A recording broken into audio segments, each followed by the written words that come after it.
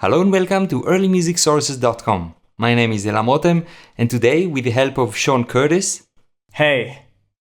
We will present a fascinating 18th century guide to the composition of Galant music.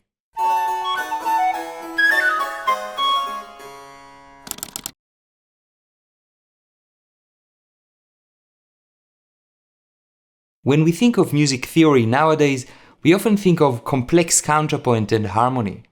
In the mid-18th century, however, when Joseph Riepel published a treatise aiming to describe the music of his time, the most important feature to him was melody. For him, the science of putting together a melody was the most important aspect of composition. In this episode, we will get a taste of his fascinating treatise, sharing the secrets of the Galant musical style. Let's start. Joseph Riepel was an Austrian-born Kapellmeister, violinist, composer, and theorist who spent his professional life in Regensburg.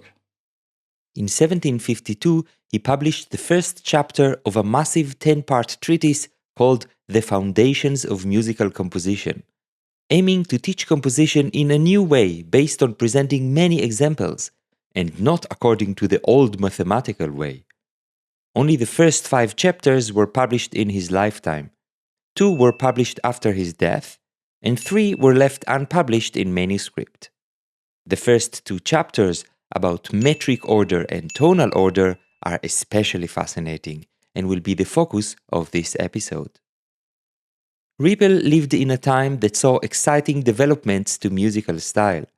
Many composers were no longer interested in elaborate polyphony, but rather preferred simple, clear melodies with light accompanimental textures. This style is often referred to as the Galant style.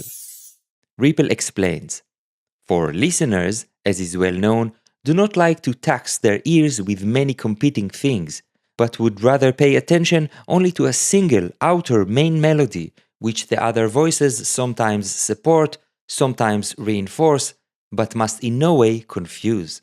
This is what many of the outdated composers do not understand, but rather they fill everything with cabbage and turnips." Okay, so the focus should be on the melody, but what about the bass? From time to time, one could do something pleasing with the bass, but the listener cares little about that. He only pays attention to the melody. In fact, Riepel assures his imaginary student in the treatise that writing a bass line could be learned in a single day. But before that, I first want to know whether you have sufficient knowledge of the orderly division of the melody. According to Riepel, a melody should be constructed of units with an even number of bars. Well, this rule, like many other rules given by Riepel, is later amended with countless exceptions. This is based on the conventions of dance music, which plays an important role in the Galant style, but also on nothing less than nature itself. For 4, 8, 16, and even 32 bars are those which are so ingrained in our nature that it seems difficult to us to listen with delight to any other structure. And so, most music should be made of distinct melodic units of 2, 4, and 8 bars. For example, this is a melodic unit of 2 bars called a Zweier by Riepel. And this is another one. And this is a unit of 4 bars called a Vierer.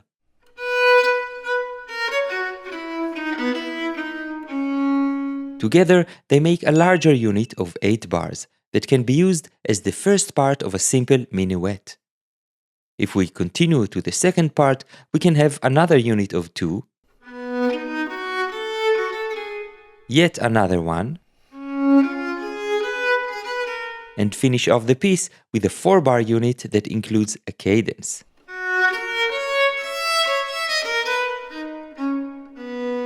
And so we end up with a perfect 16-bar minuet. It is not by chance that Riepel starts his treatise by focusing on the composition of minuets. He explains, "Indeed, it is not a great honor to compose minuets, but that a minuet, in its execution, is no different from a concerto, an aria, or a symphony. We want always to begin very small and inconsiderably, in order later to achieve something greater and more praiseworthy. In short, he says that both the principles of composing a little minuet as well as its very building blocks are the same as in any other piece. Among these building blocks is a hierarchical system of phrase endings. The strongest in his hierarchy is the cadence, a word Riepel reserves only for the most conclusive endings of large phrases. Next in the hierarchy is what he calls an absatz, often ending a 4-bar unit. There are two types of absatz, which are defined by their harmonic connotation. In the first type, the melody ends on one of the notes of the triad of the tonic, that is, the first, third, or fifth scale degrees, on C, E, or G if we are in C major. This is called a Grundabsatz. In the second type of absatz, the melody ends on one of the notes of the dominant, that is, the fifth, seventh, or second scale degrees, G, B, or D if we are in C major. This is called a changing or Änderungsabsatz. Riepel notes that generally you should not use the same type of absatz twice in a row. Finally, the weakest type of phrase ending is called an Einschnitt, which most often ends a 2-bar unit.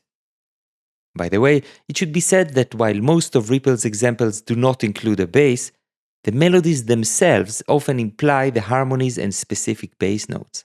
Most commonly, the main structural note of the melody in a Grundabsatz will be the third scale degree.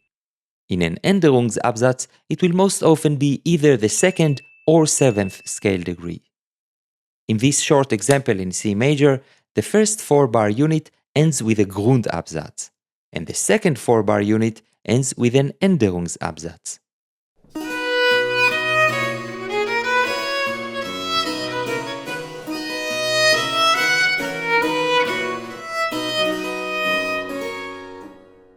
The idea behind this terminology is to illustrate more clearly that, rhetorically, music is like spoken or written language, with different types of punctuation of different strengths and qualities. Johann Mattheson had already touched on the same idea some years before Riepel. Every idea, be it verbal or written, consists then in certain word phrases or periods. But every such a phrase also consists in smaller caesuras up to the close with a period. Mattheson even drew specific analogies between various types of musical punctuation and commas, colons, semicolons, and periods. Looking back at our first example, labeling it according to Riepel's terminology, we can imagine the Einschnitt units to be like commas, the Absatz units like colons, and the final cadence like a period. If you wish, you could even introduce a semicolon, but we should say that Riepel isn't so concerned about creating a systematic analogy between musical and textual punctuation. Okay, Riepel showed us that melodies are made of units of different sizes, all having an even number of bars, and that they have different types of endings according to their strength and rhetorical quality. But this is not all. Riepel goes deeper in describing further melodic characteristics. Let's see. Riepel distinguishes between bars that have more or less rhythmic activity, bars with activity on every beat, bars with activity on some of the beats, and bars that have only one long note, which Riepel calls dead or immobile. According to Riepel, a good melody should elegantly combine these rhythmic types in order to create variety and structural clarity. On top of that, he defines 4 common melodic characters: a singer with longer note values and a cantabile quality, a runner with rapid, mostly stepwise notes, one who makes a lot of noise with quick repeated notes, typical for orchestral string writing, and a leaper with jumps and arpeggios. Here is a little example demonstrating them.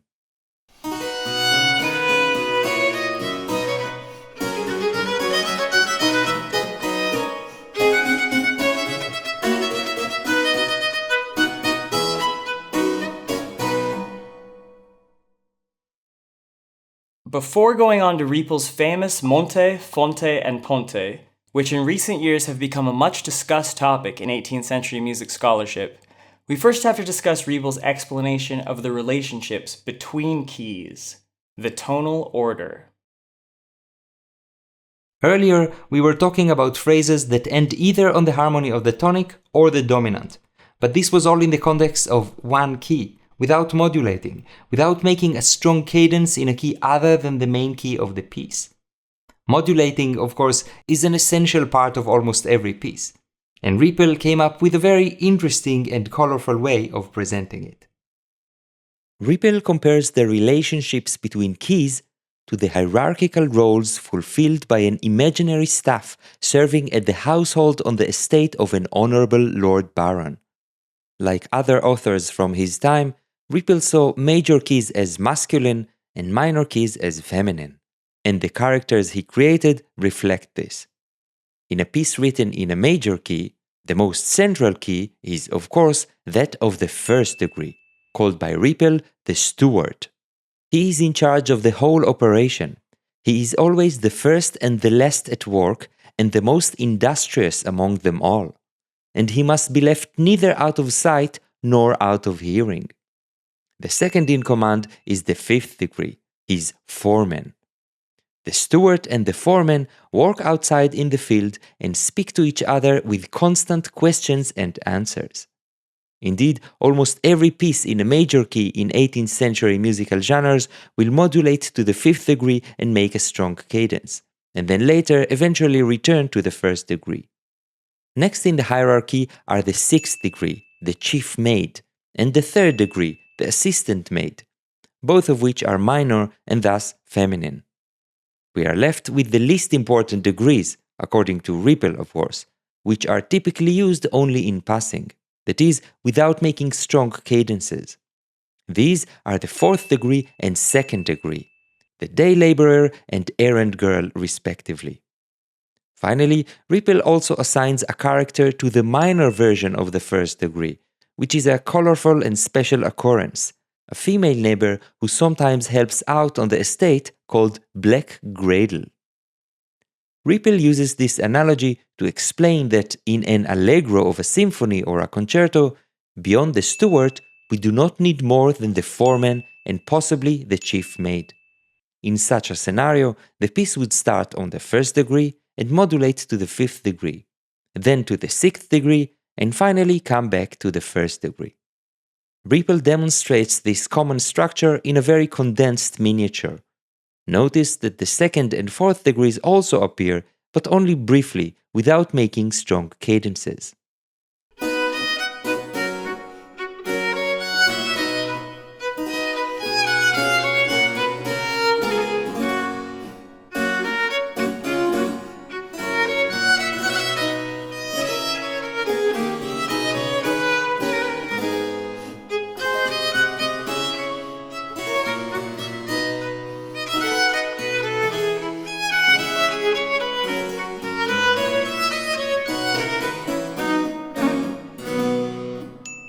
Having explained the tonal order, Riepel supplies us with common harmonic structures used in the different musical genres of his time.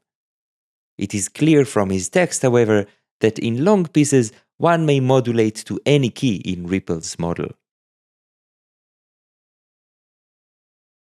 Okay, now we're ready to talk about the Monte, Fonte, and Ponte.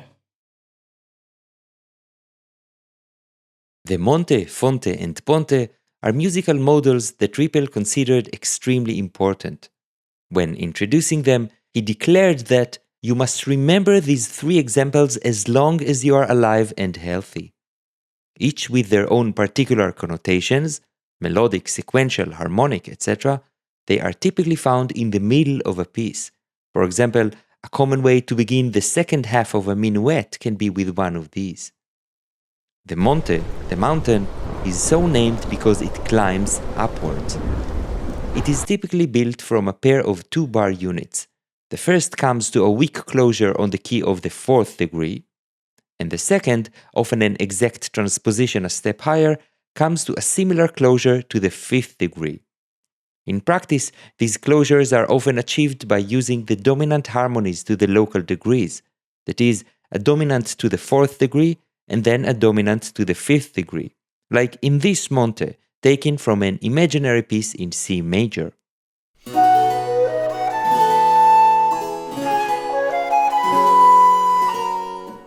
However, the second half can be varied, even to such a degree that it no longer resembles the first half at all, but nevertheless still retains the same structural closures.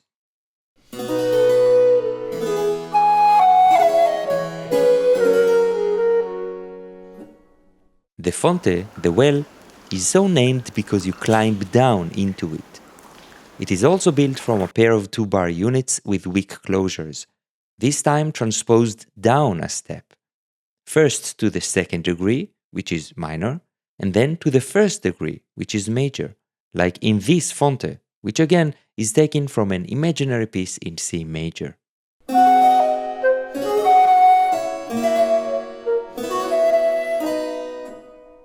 In some of Riepel's examples, it seems that the first half of the phrase is enough to determine whether it should qualify as a Fonte or a Monte. For example, here, Riepel begins a 4-bar phrase like a Fonte, with a closure to the second degree, only to continue in the manner of a Monte, with a closure to the 5th degree. He nevertheless labels it as a Fonte.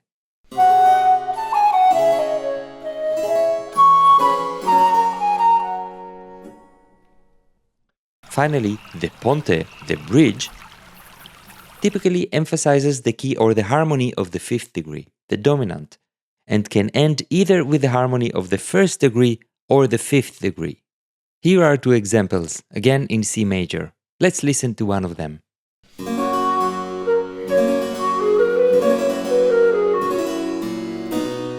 By the way, the Ponte may be constructed from a single 4-bar unit like this, or from 2 2-bar units like this.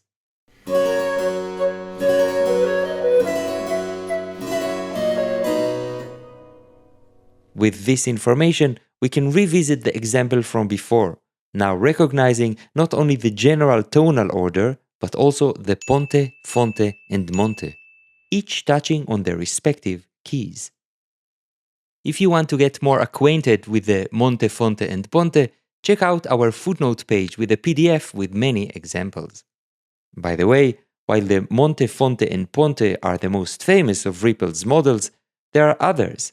He also introduces 3 named after birds: Stieglitz, Spatz, and Pfau.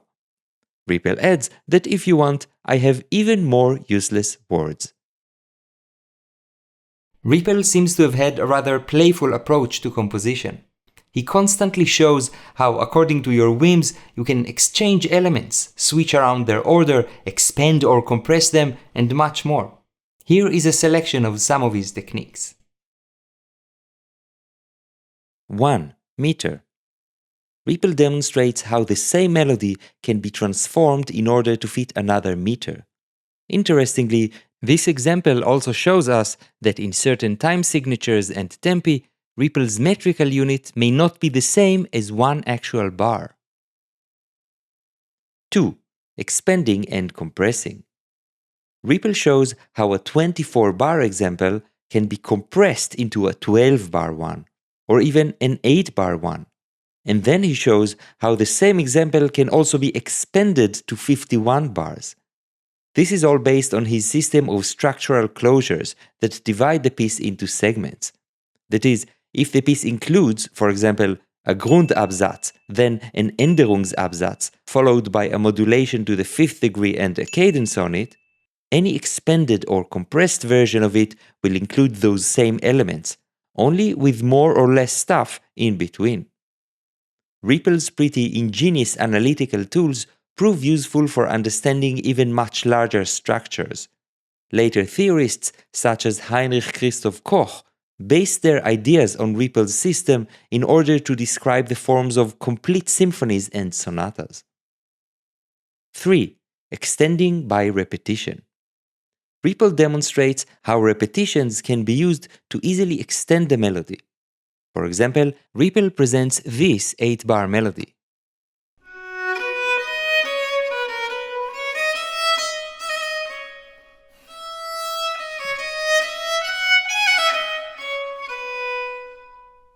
In order to extend it, he continues by taking a 2-bar unit from it, which he repeats.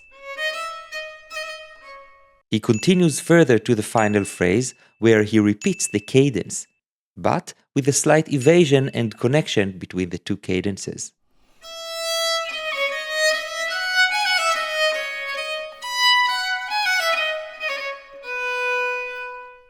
Riepel explains that repetition does not impede good structuring, but rather promotes it. 4. Other means of extending. Riepel shows how a Monte or a Fonte can be extended by means other than exact repetition. They may be proportionally doubled, tripled, or even quadrupled, while retaining their essential structure. 5. Odd-numbered phrases. Riepel says that a 3-bar unit, like this for example, is awkward. It strikes our hearing as completely improbable and extraordinary because of its odd number of bars. It is like a man who has had too much to drink. However, if it is followed by another 3-bar unit, the resulting 6-bar phrase restores the even-numbered regularity.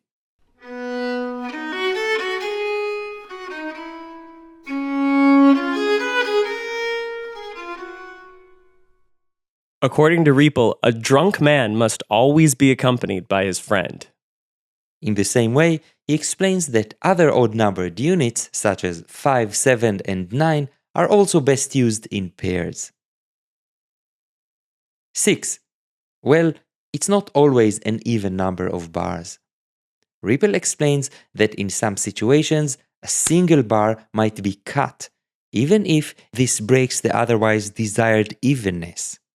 He shows that, for example, in an aria or a concerto, in the transition between the solo and tutti sections, it would create an awkward effect if the orchestra had to wait around for an entire bar after the soloist finishes his or her cadence.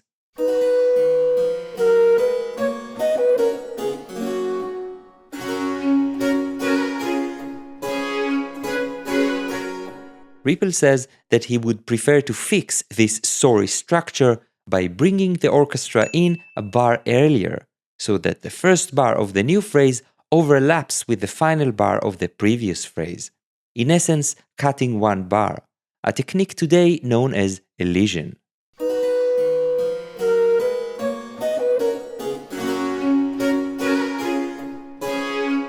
By the way, Riepel's abbreviated score, which only contains the principal melodies, is fascinating. It shows again how for Riepel the melody is central, with the other parts playing a subordinate role. In another example, this time from a violin concerto in common time, the problem is slightly more nuanced. Because of the time signature, the units are counted 2 per bar, and so cutting out the 4th unit in order to bring the tutti earlier would make the orchestra enter in the middle of a bar. The student in the treatise explains, "A listener must of course be satisfied with it. It does not please me, however, because according to the bar line, not only the tutti but also the following solo is brought into disorder." Riepel then explains that in order to tackle this problem, one may leave the tutti where it is and extend the solo by adding a little repeat of the cadence, in this case with an evasion and a bit of ornamentation.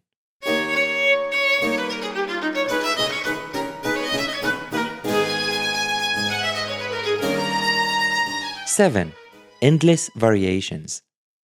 Repeatedly throughout his treatise, Riepel stresses that when composing, an almost limitless number of options are available to you, and that you should never imagine that one must set it in exactly one way and in no other.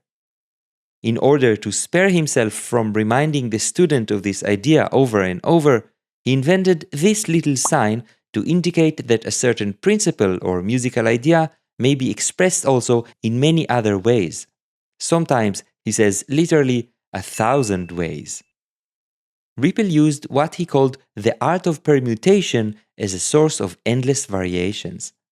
He explains that a series of 3 notes, for example, may be arranged in 6 different ways, and that a series of 4 notes may be arranged in 24 ways. He even supplied a table showing how quickly this mathematical principle reaches absurd heights.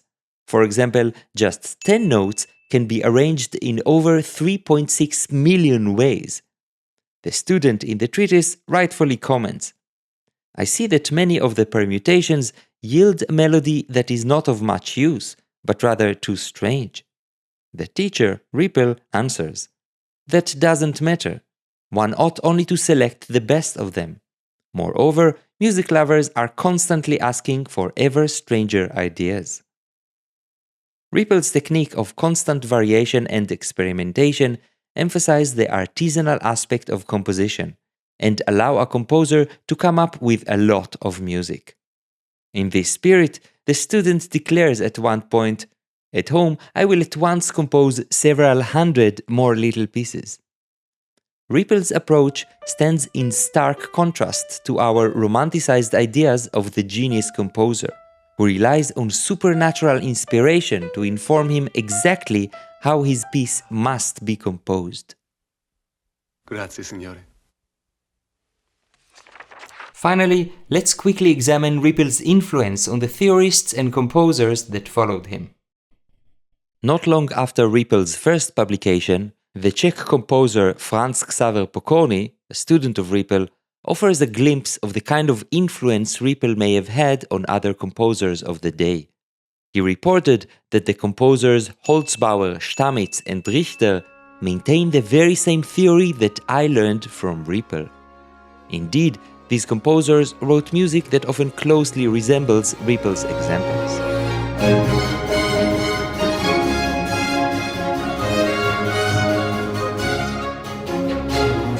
1 year later, the theorist and composer Friedrich Wilhelm Marburg highly praised Riepel's work.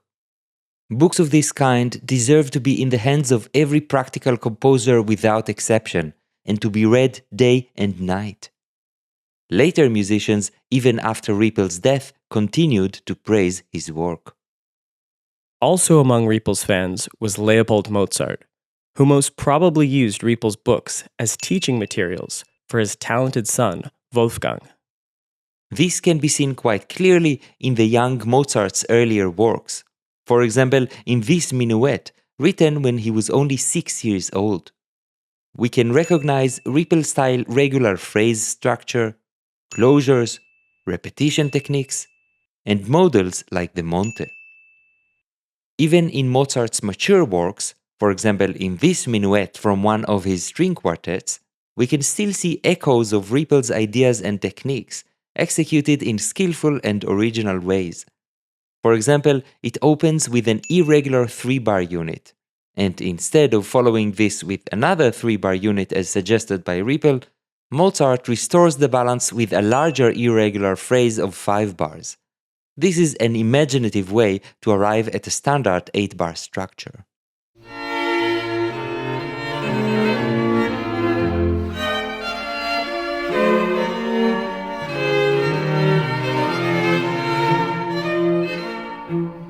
As you can see, the second part begins with a nice Fonte.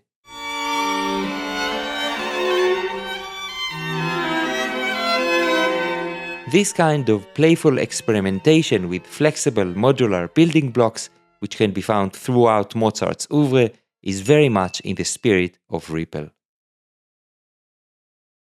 This was our show about Riepel's fascinating approach to composition. Wait. We still have to tell them about the sloth. Okay, sure. Here is the bit about the sloth. Following the 17th century German theorist Athanasius Kircher, Riepel presents some fascinating facts about the American sloth. He writes, No one knows, even at this time, what kind of food it eats, or even if it eats. It cannot travel much farther than a rifle shot in 14 days. It lets itself be heard nightly in the following way.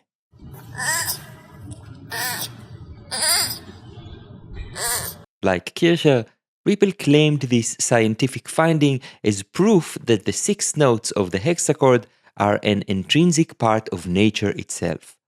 Building on this idea, Riepel also cited the sloth to explain why one would ordinarily only modulate within these 6 degrees. When the student asks why one cannot modulate to the key of the 7th degree, Riepel replies, I can well answer, because the American sloth, with his song, only goes up to the 6th and not to the 7th degree.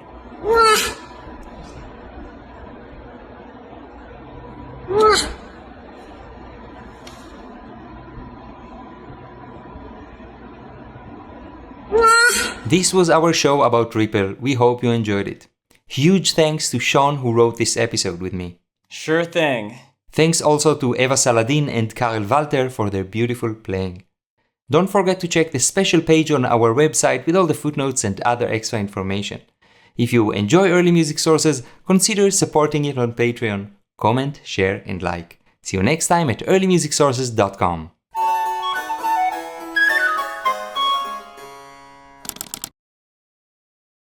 No, I think it's better like this. Okay. Do you stop? No, continue.